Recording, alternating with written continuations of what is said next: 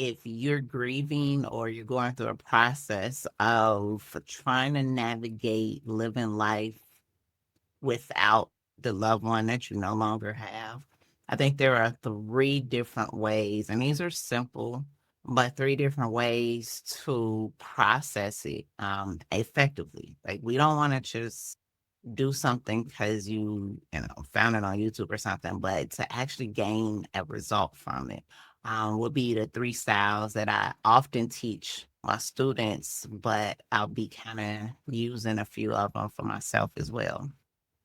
One being dump.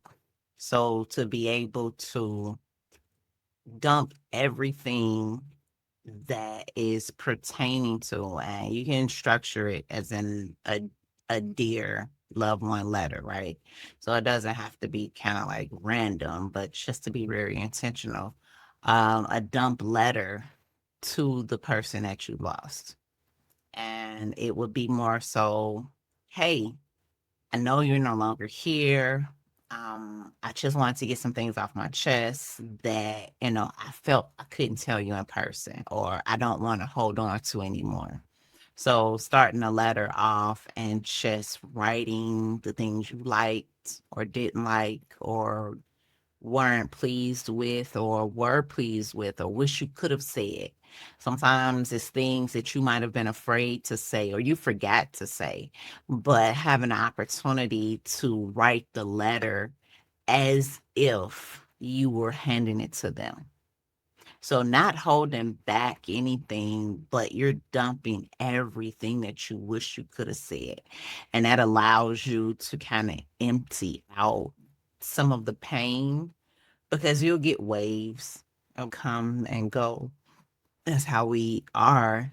But to be intentional about the process of writing, right? So now you're dumping everything out that you wish you could have said to that loved one. So I want you to kind of take that into account as one of the methods that is very impactful for releasing the stress that grief may cause. So the second method would be reflective writing, right? So being able to reflect on the good, the bad, the things that you learn, the wisdom that the individual might have shared with you if they're older. And sometimes you can get some wisdom from some young folks. So I'm not even going, age is not a category in this place. It just happens to be for mine. But being able to reflective, right, of what you learned and how you be able to apply that in the future. So not letting it fall to the wayside, but being super intentional about the thoughts that you're carrying and reflecting on the times so that you can use it to fuel your future decisions. That's how you become, more wise in the things that you're learning and doing. But in this case, to really take the words and their actions and use them to gain, momentum or get more out of your life. So that's where you will come into the reflection part of it, just writing that out. The structure of it is to tell the story. To tell the story of how this helped you, right?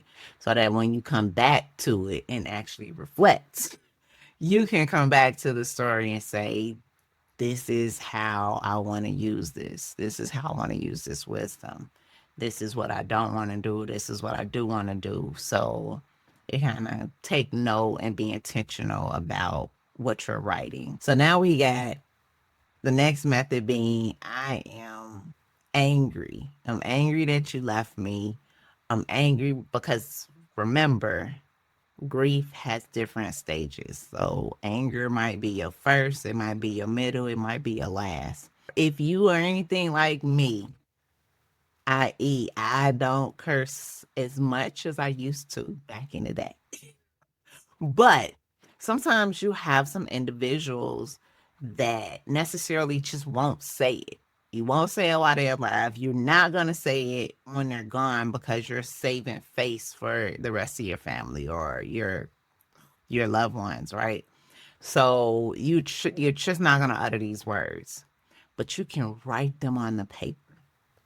You can let the paper be the safe space. You can let the paper hold all of that pain and that emotion and the things that you would not dare for anybody to know. You can let that reside on the paper. And having permission to write that allows you to get everything out, right? And then taking this one simple step of, well, I guess it wouldn't be simple, but you got a couple choices, right? You can symbolize it and literally burn the paper, right? Right when you're done writing it. You can shred it, you can tear it up, you can just throw it in the trash. But knowing that it no longer that particular pain from that person's passing does not have to reside in you. So you're giving it space where if you know anything about the body, it holds pain, it holds pleasure, but when it holds the pain, it begins to eat you up from the inside out. So it causes other issues. It causes ulcers. It's like a a festival for, cancer causing issues, brain, headaches, migraines, like you name it, we can go down the slope. Bad sleep. Now you talking about Alzheimer's, like we can go all the way down, right? But holding the anger in, holding the pain is not healthy. So being able to kind of find a proper resolution without hurting anyone else, without, being so upset that they left, um, busting windows, getting into fights with people at work, or, upset because you got on a train and someone cut you off. Like being able to not have those lash outs, but having it written on the paper and not being guilty because you think someone else is going to read it.